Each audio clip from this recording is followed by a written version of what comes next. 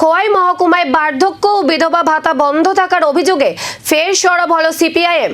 অবিলম্বে ভাতা চালুর দাবিতে সোমবার গণবিক্ষোভ ও ডেপুটেশন কর্মসূচির ডাক দেওয়া হয়। গত 3 মাস ধরে খোয়াই মহকুমায় বিভিন্ন সামাজিক প্রকল্পের বার্ধক্য ও বিধবা ভাতা বন্ধ থাকায় অভিযোগ উঠেছে। এর ফলে চরম আর্থিক সংকটে পড়েছেন কয়েক হাজার দুস্থ ও গরিব পরিবারের মানুষ। এই ভাতা অবিলম্বে চালুর দাবিতে সোমবার দুপুর 12টা নাগাদ সিপিআইএম খোয়াই মহকুমা কমিটির পক্ষ থেকে আন্দোলনের ডাক দেওয়া হয়। দলের তরফে জানানো হয়, একটি প্রতিনিধি দল জেলা সমাজ কল্যাণ দপ্তরের ডিস্ট্রিক্ট প্রোগ্রাম অফিসারের কাছে স্মারকলিপি প্রদান করবে। কর্মসূচিকে সফল করতে খোয়াই সুভাষ পার্ক স্থিত সিপিআইএম অঞ্চল অফিস থেকে একটি মিছিল বের হয়, যা শহরের বিভিন্ন পথ পরিক্রমা করে সমাজ কল্যাণ দপ্তরের সামনে গিয়ে বিক্ষোভে মিলিত হয়। এই বিক্ষোভ ও ডেপুটেশন কর্মসূচিতে দলের কর্মী সমর্থক সহ সাধারণ মানুষকেও অংশগ্রহণের আহ্বান জানানো হয়েছে।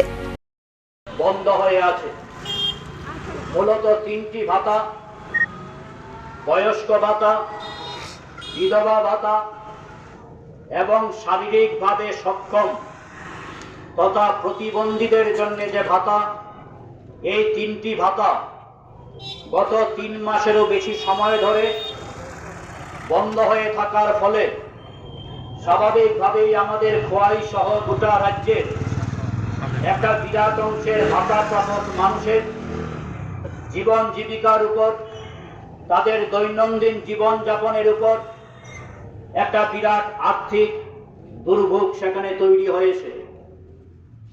আমাদের জেলায় প্রায় 15,000 মানুষ এই 3টি ভাতা প্রকল্পের সুবিধা পেয়ে থাকেন। ভাতা কি দ্রুত চালু হবে নাকি আন্দোলন আরো তীব্র রূপ নেবে, এখন সেদিকেই নজর খোয়াইয়ের মানুষের।